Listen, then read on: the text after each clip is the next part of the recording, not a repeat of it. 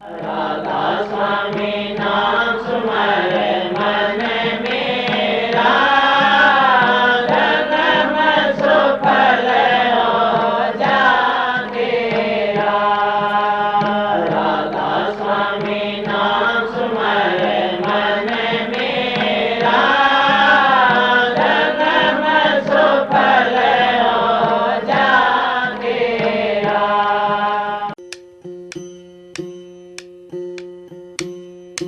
इधर उधर की साखी लिख कर फिर मन में अभिमान करे, शील सबर संतोष न जाने, निंदा चुगली में ध्यान धरे।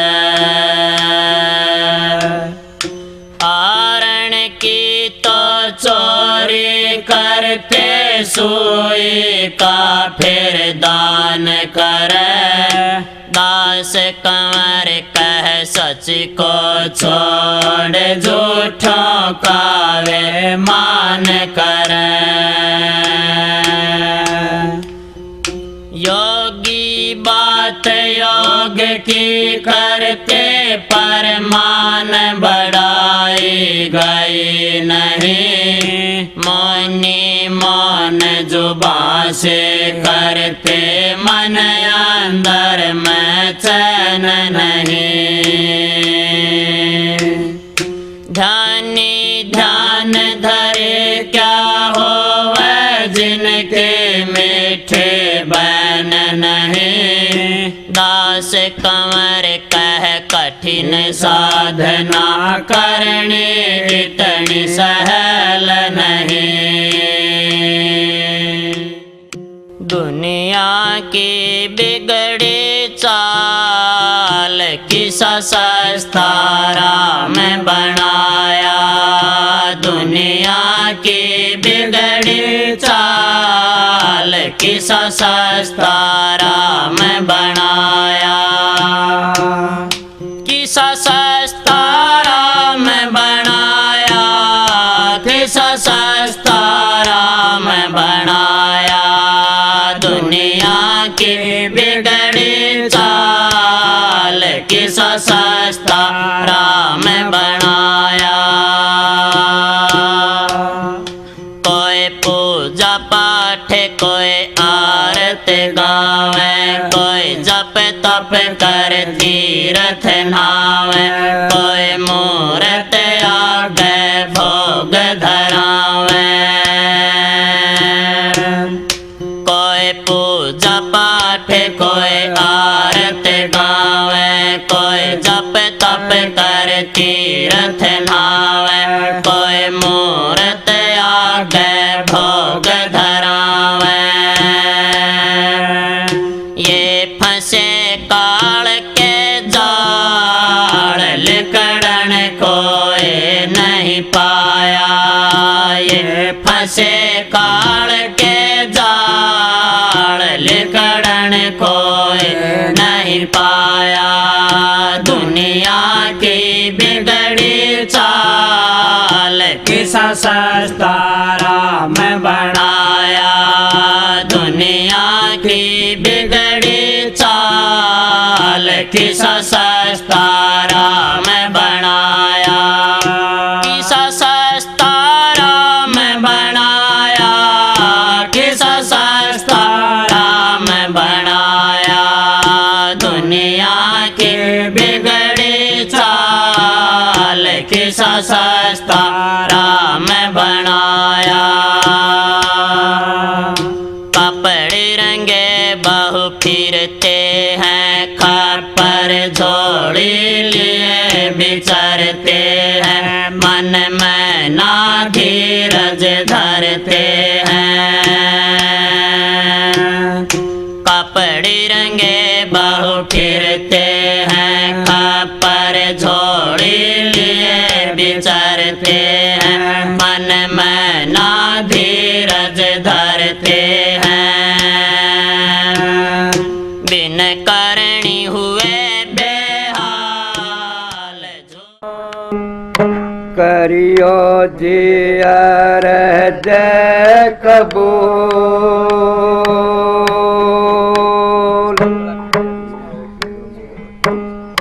दया हाथ सिर राखियो,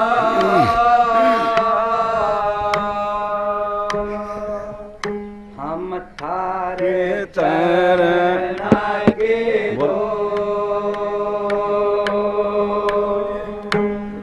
हाथ जोड़ करूं बेनती,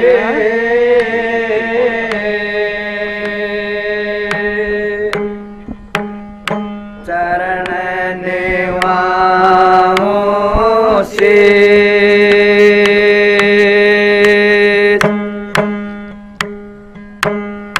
सतगुरु तारा चंद महाराज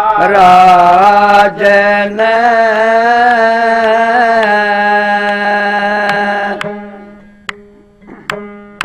नाम दिया बख्शिश गुरु जी मारे, दया के दाता हो बेदिया के जी। सात दीप नौ खंड में गुरु से बड़ा ना कोई,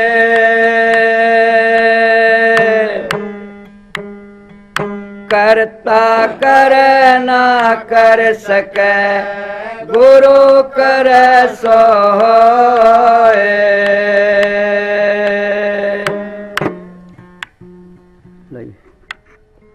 सतगुरु कंवर साहिब जी सुनियो मेरी पुकार,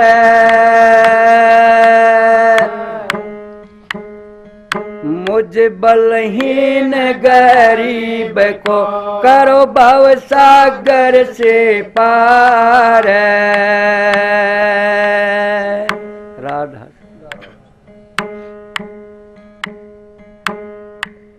हो लिखने वाले तू हो के दियाल, लिख दे मेरे हृदय में सतगुरु का प्यार, लिख दे मेरे हृदय में सतगुरु का प्यार, लिख दे।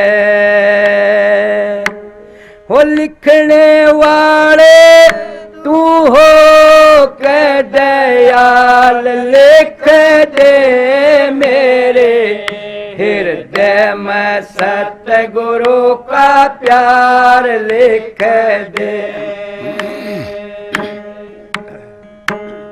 हाथों पे लिख दे सेवा सतगुरु की, हाथों पे लिख दे सेवा सतगुरु की।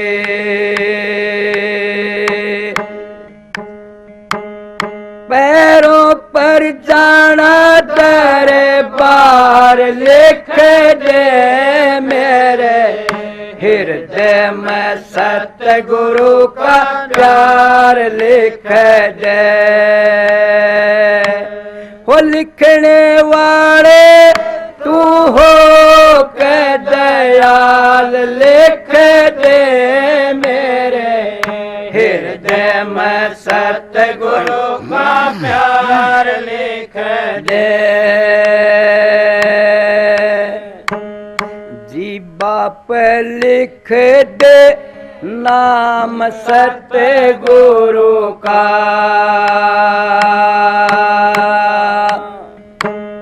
जी बाप लिख दे नाम सतगुरु का।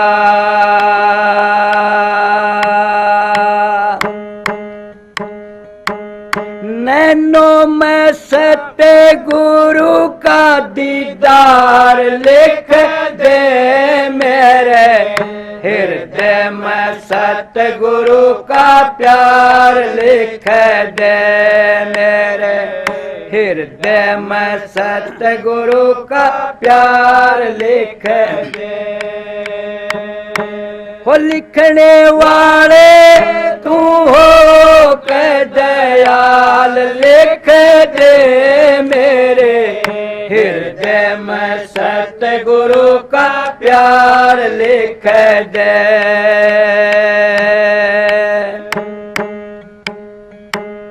माथे पे लिख दे ज्योति सतगुरु की माथे पे लिख दे ज्योति सतगुरु की कानों में शब्द जनकार लिख दे मेरे हृदय में सतगुरु का प्यार लिख दे मेरे हृदय में सतगुरु का प्यार हो लिखने वाले तू हो के दयाल लिख दे मेरे हृदय में सतगुरु का प्यार लिख दे मेरे हृदय में सतगुरु का प्यार लिख दे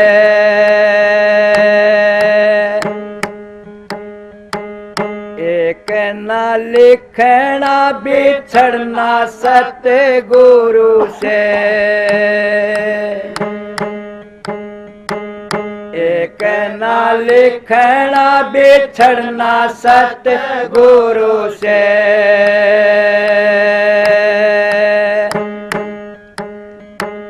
बिछड़े तो चाहे सारा संसार लिख दे मेरे हृदय में सतगुरु का प्यार लिख दे मेरे हृदय में सतगुरु का प्यार लिख दे हो लिखने वाले तू हो के दयाल लिख दे मेरे हृदय में सतगुरु का प्यार लिख दे मेरे हृदय में सतगुरु का प्यार लिख दे उठते बैठते सोवत जागत उठते बैठते सोवत जागत टूटे ना सतगुरु का तार लिख दे मेरे हृदय में सतगुरु का प्यार लिख दे मेरे हृदय में सतगुरु का प्यार लिख दे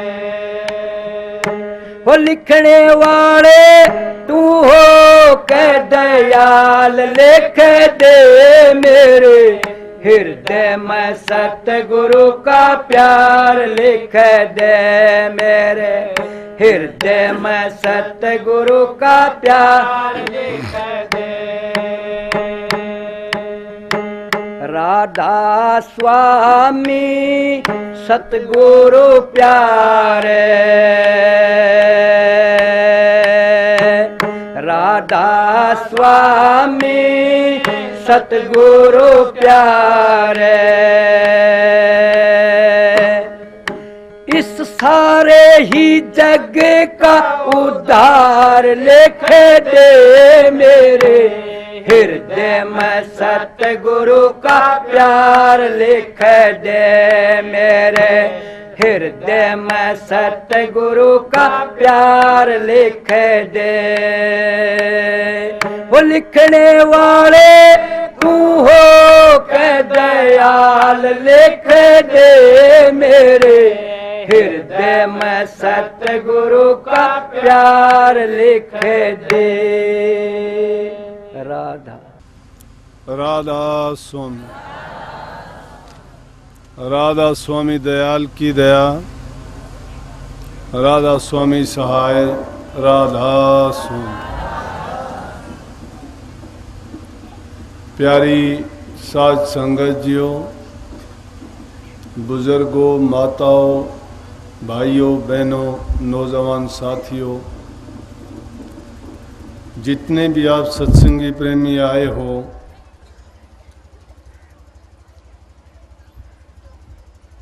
जब तक सत्संग होता है पूरा लाभ उठाने का प्रयास करो, क्योंकि समय की कीमत होती है और समय गुजरा हुआ हाथ नहीं आता है। किस समय में किसको किस बात से क्या लाभ हो जाए हम नहीं जानते, लेकिन संतों के सत्संग में तो एक एक वचन बहुत बहुमूल्य होता है, क्योंकि उनमें जीव के कल्याण के लिए, जीव के हित के लिए और जीव के ये संसारी जीवन को सुधार के अच्छा बना के, और जब संसार की यात्रा पूरी करके जब जीव जाता है तो आगे भी उसको या तो अच्छी जगह मिलती है, और जो करनी करके जाते हैं उसका सदा के लिए इस जन्म मरण से पीछा छूट जाता है।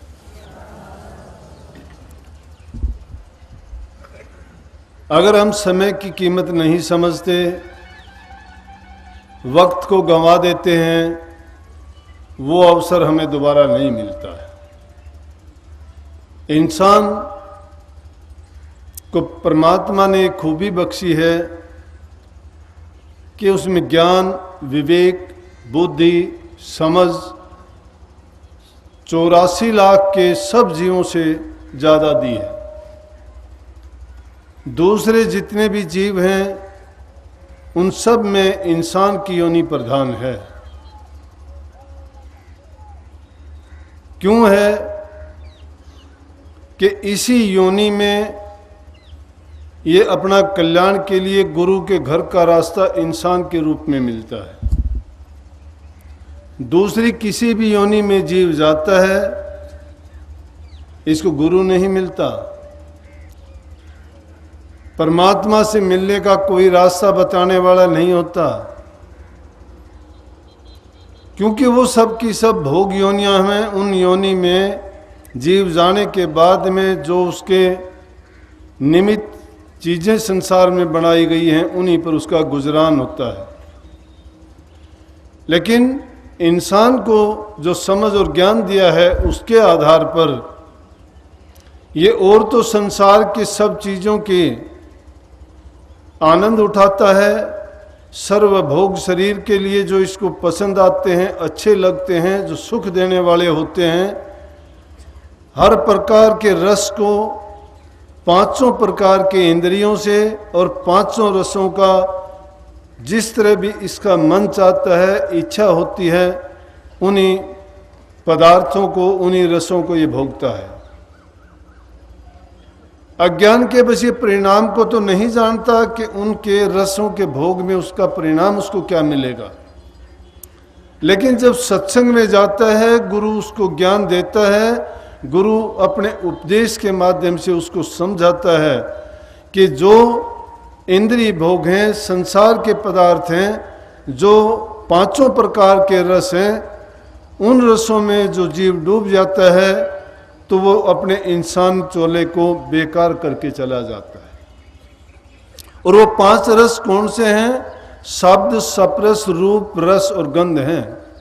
और पांच दुश्मन जीव के हैं, काम, क्रोध, लोभ, मोह, अहंकार। इन 10 के चक्कर में जब ये जीव फंस जाता है, फिर निकलता नहीं है। लेकिन संत सत्य उपदेश देते हैं। सत्य के माने होते हैं, हर चीज में वो सत्य बताते हैं कि सत्य कमाई करो, सत्य वचन बोलो, जीवन को का सत्य को आधार बढ़ा के हर चीज में जब हम सच्चे बरतते हैं तो हमें बिना मतलब की आपदा विपदा परेशानियां नहीं घेरती। लेकिन अगर हम थोड़ी सी भी नासमझी करते हैं, थोड़ी सी भी गलती करते हैं, तो हमें उनका कष्ट और उनका कर्म का भार लेके बार बार संसार में आना जाना पड़ता है। इसलिए महापुरुषों ने जीव के निमित्त ये कहा कि जब सत्य ज्ञान का उपदेश इसको दिया गया, बताया गया, क्यों कि जो इंसान सत्य धर्म से कमाया हुआ अन्न नहीं खाता है तो उसका जीवन सच्चा कभी नहीं हो सकता। अगर वो सच बोलने वाले इंसानों का संग नहीं करता है तो उसका जीवन कभी भी सच्चा नहीं हो सकता है। अगर वो सत्य वचन उच्चारण नहीं करता है, जबान से मिथ्या भाषण करता है, झूठे वायदे करता है, तो उसको बार बार कष्ट उठाना पड़ता है, क्योंकि असत्य वचन उसको बार बार बदलने पड़ते हैं। सत्य अगर होता है तो वो एक ही रहता है। सत्य में भी वही ताकत है जो परमात्मा में और जो आत्मा में है। जिस प्रकार से आत्मा के लिए कह दिया ना कि आत्मा कभी जलती नहीं है, पानी से गलती नहीं है, ये ना कभी मरती है, ये अजर अमर है, उसी प्रकार से सत्य जो चीज होगी वो भी अजर अमर, उसका गुण ही ऐसा है कि उसको आग भी नहीं जला सकती। जैसे समझाने के लिए है कि जो भोले जीव भी होते हैं उनको समझ नहीं आती, लेकिन कुछ रोचक बातें उनके दिल में ये बात डालने के लिए कि सच्चाई में कितनी शक्ति, कितनी ताकत होती है और उसका क्या फल मिलता है, कुछ कहानी या इस प्रकार के प्रमाण बना दिए जाते हैं, चाहे वो ना भी घटित हुए हों, कि जिससे जीव को यकीन आ जाए। एक बार की बात है कि कोई कपड़ा बेचने वाला था, अपना कपड़ा बेचने के लिए गठरी बना के, आप भी हम गांव में देखते हैं कि वैसे तो शहर बाजार में तो हाट दुकान और बड़े बड़े शोरूम होते हैं, उन पे कपड़े मिलते हैं, लेकिन छोटे कपड़े के व्यापारी, खुदरा व्यापारी बाजार से या बड़ा जो कपड़ा बेचने वाले होते हैं उन व्यापारियों से कपड़ा लेके और गांव में कपड़ा बेचने के लिए जाते हैं। इसी प्रकार से एक समय में, बीते काल में, कोई एक कपड़ा बेचने वाला था, अपना गुजारा करता था, कपड़ा लेके वो किसी दूर के गांव में चला जाया करता और हर साल वहाँ 2-4-6 महीने कपड़े अपना कपड़ा बेचता। उसका बेचने के बाद वो फिर आ जाता, फिर और कपड़ा ले जाता, कुछ दिन अपने घर बिता लेता। इसी प्रकार से एक बार जब कुछ ऐसा हुआ कि उसका कपड़ा ज़्यादा बिका नहीं, कपड़ा ज़्यादा नहीं बिका तो अपने कपड़े को वहीं छोड़ के एक दूसरे वहाँ जिसके पास रखता था उसको कहने लगा कि मैं घर जाऊँगा और मेरा कपड़ा भी आप रख लीजिए, मैं जब वापस आऊँगा तो आपसे एक कपड़ा ले लूँगा। उसने अपना कपड़ा छोड़ दिया और वो वहाँ से चला गया। कुछ दिन के बाद जब वापस लौटा तो उसके वापस आने पे उसने पाया कि वो तो कहने लगा कि भाई मेरे घर में तो आग लगी थी, मेरा उसमें सब कुछ जल गया। लेकिन उसने जब ये बात सुनी तो उसको तनिक भी ये परवाह नहीं हुई कि उसका भी कपड़ा उसमें जल गया होगा। कहने लगा जो मेरा कपड़ा जला उसमें आपका कपड़ा भी साथ ही जल गया। वो कहने लगा जी आपका कपड़ा जला होगा लेकिन मेरा कपड़ा नहीं जला है। बोला कि मैं कोई झूठ थोड़ा बोलता हूँ, मेरा सच कहता हूँ कि जो कुछ तेरा कपड़ा था वो भी उसके साथ ही जल गया। वो मानने के लिए तैयार ही नहीं था। आपस में दोनों की जब तकरार हुई, वो बादशाह के सामने दोनों का मुकदमा गया और राजा जब सुनने लगा तो राजा कहने लगा भाई ये ठीक तो कहता है, इसके घर में आग लगी है। बोला मानता हूँ आग लगी है, झूठ नहीं है, इसका सामान भी जला है ये भी मानता हूँ, लेकिन ये मैं कभी नहीं मान सकता कि मेरा कपड़ा उसमें जला होगा। तो राजा भी बड़े अफसोस के साथ कहने लगा आश्चर्य में कि ये कैसे हो सकता है कि तेरा कपड़ा ना जला हो। तो उसने अपनी चद्दर को उतार के दे दिया कि बादशाह सलामत मैं चद्दर देता हूँ और अगर इस चद्दर को आप जला के देखिए, अगर मेरी चद्दर जल जाएगी तो मेरा कपड़ा भी सब जल गया होगा, अगर ये नहीं जलती है तो सोच लेना कि मेरा कपड़ा भी नहीं जला है। बोला कि आप इतने दावे के साथ कैसे कह सकते हो, कहने लगा कि मैंने अपनी जिंदगी में कभी झूठ का काम नहीं किया है, मैं हमेशा सत्य के मार्ग पर चला हूँ, ईमानदारी और सच्चाई के रास्ते पर चलता हूँ, तो कभी भी मैं धोखा नहीं खाता। तो इसमें भी मुझे ये यकीन नहीं है कि मेरा कपड़ा नहीं जला होगा। बादशाह ने ये बात जांचने के लिए आग मंगवाई, चद्दर को जलाने का प्रयास किया, 2-3 बार उलट पुलट के उसको काफ़ी जगह से प्रयास किया कि उसको जलाया जाए, लेकिन चद्दर नहीं जली। राजा उससे कहने लगा कि भाई इसका कपड़ा नहीं जला, ये सच कहता है। उससे जब कहा गया थोड़ा दबाव दे के आप सच बताओ, कहने लगा जी मैंने झूठ बोल दिया था, मैं लालच में आ गया, इसका कपड़ा नहीं जला मेरे पास है। तो प्रेमियों, जो आदमी सत्य को अपना लेता है, सच्चाई के रास्ते पे चलता है, इसीलिए संतों के उपदेश को सत्य उपदेश कहते हैं। वो सत्य उपदेश क्या है कि उनमें कोई किसी चीज़ की मिलोनी नहीं होती है। अगर उसमें मिलोनी होगी तो जीव का आकाश होता है, उसमें जीव का फायदा कभी नहीं होता, क्योंकि सत्य वचन ही इंसान का कवच बन के काम करता है। लेकिन सब जग जब भया जाने लग रहा है, स्वामी जी महाराज कहते देखो सब जग जात भया, देख देख गति या जग की, बार बार मैं यु वर्ण कहा, चारों जुग 84 भोगी अति दुख पाया नरक रहा। कि देखो सब जग जात भया। आज दुनिया में क्या आलम है, जहाँ कहीं देखते हो मिथ्या, झूठ, कपट, छल, बेईमानी, ठगी, क्योंकि बहुतायत जब इस चीज़ की हो जाती है, कोई किसी पर यकीन करने के लिए भी तैयार नहीं है। यहाँ तक कि मैं कहता हूँ धर्म की आड़ में भी झूठ और पाप का ही खेल चलता है, धर्म को भी व्यापार बना लिया गया है, व्यवसाय है ये भी। अगर धर्म के प्रचारक, उपदेशक, वो भी अगर नाटकबाजी करते हैं, वो भी ड्रामे करने लगते हैं, तो लोगों का विश्वास कहाँ टिकेगा, कहाँ रहेगा। धर्म तो आदमी को सच्चाई के रास्ते पर चलाता है, वो जो बुराइयां पहले बताई गई थी उनसे बचने का तरीका बताता है। हम तो इस मन के मैदान में खेलते हैं, मन जो हमारा कहता है वो काम करते हैं, थोड़े से लालच के लिए अपने दीन, ईमान और धर्म को बेच देते हैं, फिर सत्य को कैसे अपनाएंगे, सत्य के रास्ते पर चलेंगे कैसे, और सत्य को फिर मानेगा कौन। लेकिन ये बात नहीं है कि दुनिया में कोई ऐसा होगा नहीं, जहाँ झूठे हैं वहाँ सत्य भी है, सत्य उपदेश भी है, सत्य मार्ग भी है।